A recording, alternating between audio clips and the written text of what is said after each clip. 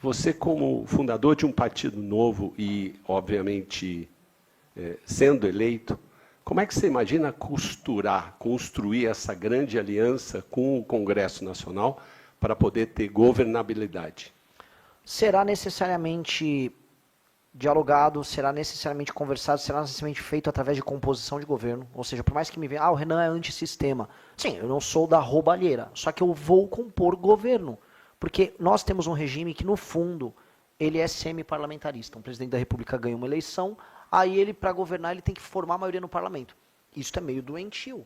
São 2 eleições. E aí aquele que vai para o parlamento, ele está numa posição muito confortável para exigir espaços, sem necessariamente exigir programa. Porque nos grandes regimes parlamentaristas, você se junta em blocos para construir um programa. E esse programa comum é o programa que vai basear aquela gestão. E os partidos, quando fazem adesão a um determinado projeto vencedor, eles explicam, estou aderindo, vou votar nisso, nisso, nisso. Este aqui é o programa do bloco que agora vai tocar o Poder Executivo com o primeiro-ministro. Aqui no Brasil, você vai fazer essa segunda fase de maneira informal, e em geral de maneira clandestina e muitas vezes, na verdade quase todas as vezes, criminosa.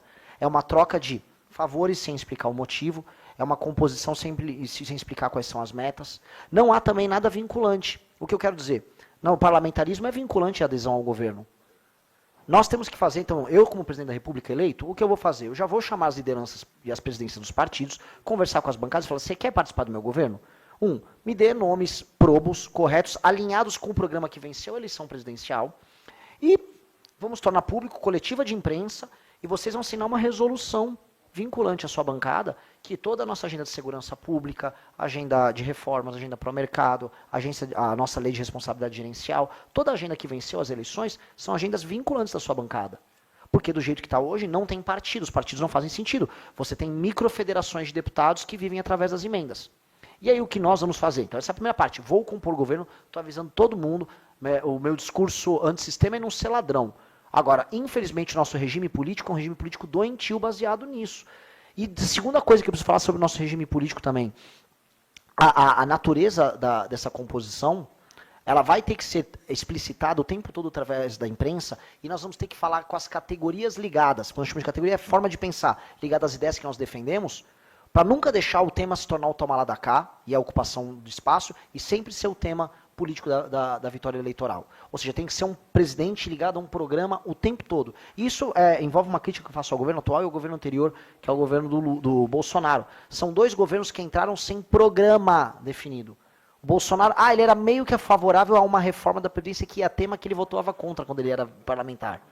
O Lula ganhou a eleição sem nem apresentar proposta agora. Aí vem um arcabouço ali do Haddad. Ninguém sabia que ia vir. Dizem que houve umas reuniões na Faria Lima com o André Esteves, mas ninguém sabia. Então, quando há programa, há previsibilidade e há debate sobre o programa. E aí eu tenho que elogiar 2 governos, quer dizer, 3 governos. 2 de transição, que foi o do Itamar e do Temer, que foram governos com programa, veja só. E os 2 governos do Fernando Henrique Cardoso, e meio que se tornou um tabu falar bem do governo do Fernando Henrique Cardoso, mas assim, depois de décadas sendo administrado por idiotas, parece assim que, nossa, teve aquele cara. Ele tinha um programa, todo mundo sabia a agenda de privatizações e reformas do governo dele, e ele formava a composição e havia previsibilidade. Você é do PFL, se juntou ao governo do Fernando Henrique, nós vamos votar isso, isso, isso, nós temos que andar com essa agenda. Hoje nós temos presidentes que entram, ninguém sabe qual é a agenda. O Lula está indo para uma eleição que ninguém sabe qual é a agenda do Lula. Apresentou um programa meio aberto ali, com algumas pequenas atrocidades, um programa meio aberto. Flávio Bolsonaro copiou uns pedaços do meu programa e tudo que era impopular não colocou. O nosso programa está muito claro. Então, o presidente tem programa, eu já vou avisar, o cara sabe que você quer colocar um membro do seu partido no governo?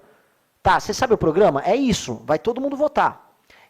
Segundo elemento que nós vamos colocar, aqui é uma coisa muito prática, o Kim fala o tempo todo, as emendas, já que o Congresso é viciado em emendas, serão não mais vinculadas à receita, mas elas serão vinculadas à quantidade de espaço discricionário que é aberto no orçamento. Ela é um espaço, é um share do orçamento discricionário. Ou seja, o parlamentar tem que ser um fiscal do orçamento. Ele tem que olhar para não ficar fazendo aumento de gasto populista como está fazendo, passando pauta-bomba sem parar. E aí ele sabe que a emenda dele existe desde que haja espaço discricionário. Então, isso é tornar o parlamento, isso é o que eu chamo de usar o centrão e não ser usado pelo centrão. Não, inclusive quem faz parte da nossa equipe, desenhou essa ideia das emendas e da nossa PEC do equilíbrio fiscal de maneira geral, Paulo Bijos, que está aqui presente. Cadê o Paulo? Ali, ó, trabalhou no Ministério do Planejamento, hoje é consultor da Câmara, está na nossa equipe econômica do Renan Santos. Obrigado, Paulo Bijos. De verdade, assim, muitas respostas minhas a essa pergunta foram feitas baseadas na sua ideia brilhante, que a gente tem que fazer em todos os... Inclusive, isso acabou motivando para mim até a ideia da lei de responsabilidade gerencial, que eu não sei se eu vou ter tempo para falar aqui, que para mim é a ideia mais importante do programa, que é nós temos que fazer o Centrão trabalhar para a gente, e não a gente trabalhar para o Centrão. Essa tem que ser a regra básica. E a terceira, falei desse elemento, e a terceira coisa seria a lei de responsabilidade gerencial, que no long run alteraria o sistema de incentivos da política, e que para mim seria o grande legado do nosso governo. Não sei se dá tempo de falar, mas depois... Obrigado. Se você tem vontade de montar um canal de cortes para ajudar a divulgar as ideias do MBL e da missão, eu tenho um treinamento 100% focado mostrando como você pode sair do zero sem saber nada de edição, thumbnail, até você monetizar um canal de cortes e além de estar ajudando no projeto, também ser remunerado por isso. No mês de maio, por exemplo, o canal Inevitável Cortes faturou mais de 30 mil reais apenas de AdSense. O Felino Missionário e o Missão Avança, ambos fizeram mais de 1 milhão de visualizações e faturaram acima dos 14 mil reais. E se isso te interessou de alguma maneira, é só clicar no primeiro link da descrição desse vídeo ou então ler o QR Code que está aparecendo aqui no meio da sua tela agora, onde eu vou te explicar de maneira mais detalhada como você pode começar o seu próprio canal de cortes. Se você gostou do vídeo, não se esqueça de deixar o like e se inscrever no canal. Obrigado e até o próximo vídeo.